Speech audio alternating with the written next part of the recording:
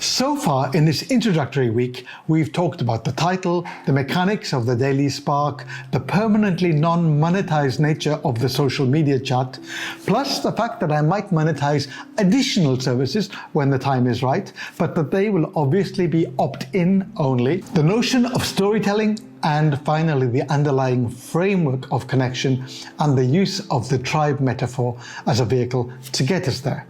And hopefully we've banished any idea of this being a negative take on the end of days. In fact, it's the exact opposite. It's a positive take on the beginning of days, with greater awareness, choice, and purpose. In this final prepared piece for week 1, but watch out for the Saturday walkabout video, I want to outline that vision a bit more. So to begin with, community. Now, I'm not alone in thinking that there's more connectivity and less connection than ever. Simply put, connectivity is about quantity, while connection is quality. We have 1 billion notifications a day, but apart from mini flashes of dopamine, they leave us feeling dispirited. There's a loneliness epidemic, as described by the former US Surgeon General Vivek Murthy. We are connected to the world, but disconnected from our neighbors.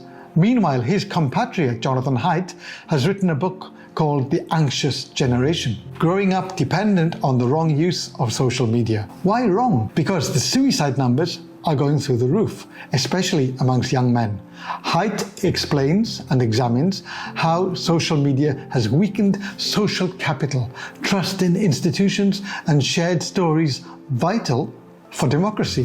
He explains how algorithms prioritize emotionally charged or divisive content, driving polarization and misinformation, especially among people who are too young to remember the pre-internet years, but also among people even as ancient as me. So this space will be a place for people to commune across ages, borders, boundaries, faiths, beliefs, and continents, an attempt to create more connection at a deeper level, more signal amongst the noise, and a whole lot more unity than division. It is also a space where we will be courteous. End of story. It's fine to take issue with anything anyone says, but our language should always lean more towards the "I see your point, but" end of the scale. Anyone who goes on to the other extreme and hurls insults or slurs of any kind will be shown the exit. We don't need toxic in here. There's enough of that everywhere else. I'm always surprised and a bit saddened when people bail out of social media, claiming it's too full of hate.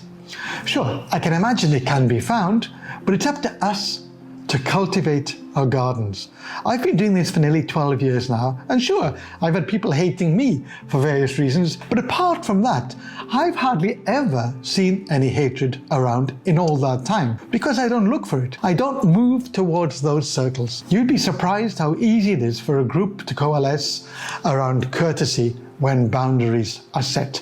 I've led communities where there's been scarcely a heated argument, but neither are they in any way echo chambers. It's just that it's not that hard to disagree agreeably, in the famous expression of Alistair Campbell and Rory Stewart of The Rest is Politics podcast. So that's our community, which is already growing fast.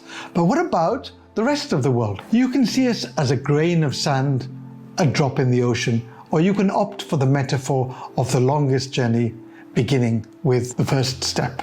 It's all a matter of perspective.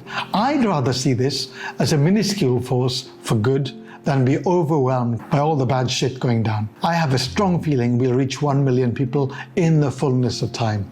I see communities all around the world connecting and not just liking or lobbing emojis around, but engaging, reflecting, learning together. And who's to say we don't extend beyond the confines of our own social media? There will be communities on LinkedIn, Insta, TikTok, and some popular Chinese platforms which allow foreigners to have accounts. We also have in Circle a common space where we can come together to learn. Otherwise, your Instagrammers will never ever interact with your Facebookers who look down on your TikTokers, and so on. In that common space, for example, we might have special interest groups or SIGs.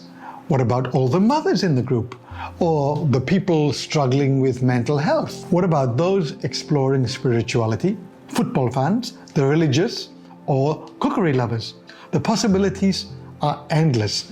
For those of a more solitary disposition, fond of the fireside armchair and the evening glass of red, I will produce in time a book or three plus a beautiful journal for self-reflection.